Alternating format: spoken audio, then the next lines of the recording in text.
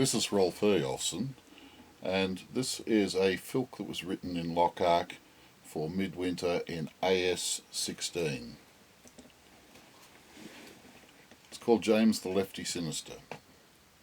There was movement at the castle, for the word had passed around that the dragon on the hill had flown away, and had burnt up sundry villages, had flown o'er much ground, and all the knights had gathered for the fray. All the tried and noted fighters from the keeps all near and far had mustered at the castle overnight, for a knight loves hard fighting with the dragon as the star, and the war horse snuffs the battle with delight. There was Anderson, who was knighted when Nevsky won the day, the Viking with his sword as slow as mud, but few could stand against him when his fighting arm was fresh. He could cleave a shield and holder both in twain. And mighty Torg of Hawkhurst came down to lend a hand. No better fighter ever strode the earth, for never man could best him, except in challenge against the brain. He learned to fight, but never learned verse. And one was there, a stripling, in a black, light leather vest, painted with a rose oversized, with a touch of grog inside him, 3 parts drunken at least, and a sword held at his offhand side. He was quick and rough and lively, just the sort who won't stay by when fighting for a maid to take a bed. And he bore the badge of drinking in his red and bleary eye, and the droop in the carriage of his head.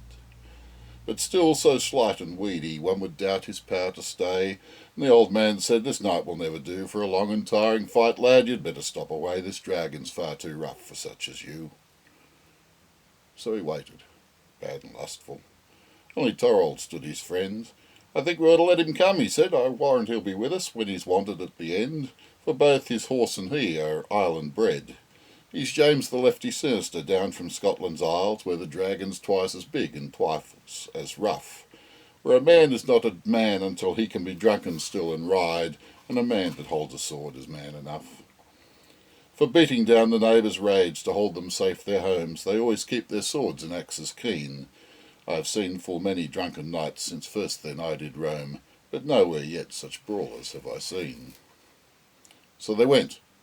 They found the dragon by the big mimosa clump.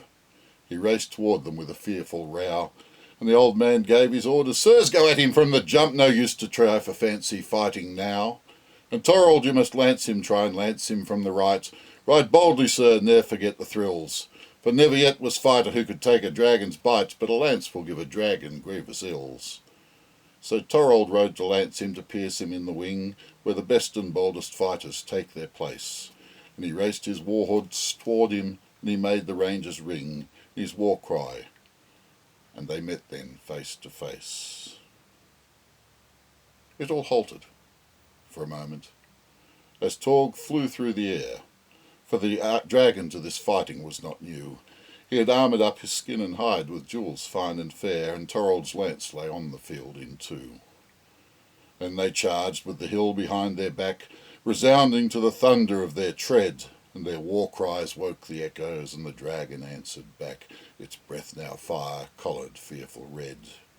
Forward now ever forward the war horses charged their way, with mounts and riders both a trifle wild, and the old man cried out loudly, "We may bid our lives good day, no sword can pierce that brightly armoured hide." But they'd reached the dragon's side now, and the air it was full of the noise of melee and of death. For the dragon's strength was mighty, and his belly it was full of flaming fluid, issuing on his breath. But James the Lefty Sinister gave his war horse the slip, and swung his side all round and gave a cheer. He'd found the largest diamond that he ever had perceived, for this would keep him happy for a year. So he prized the diamond outward as the melee circled round, and the dragon slew the knights on every side. But James the Lefty Sinister kept up with every bound, for it is grand to see the Scots still have their pride. Through trials and tribulations, through victory and defeat, a Scotsman's aim is always for more gold, and no one even noted the diamond at his feet, as all at once the dragon's breath grew cold. Now out in many a feast hall, when glasses all are raised, tales all old and boastful then are told. When stories of valour and glory and brave deeds are said by all, there is one that's told of a man so bold. And ye who all have listened and heard this story all, will know the truth whenever it is told, that James the Lefty Sinister slew the dragon old, for taking out its heart gem made it fall. Thank you.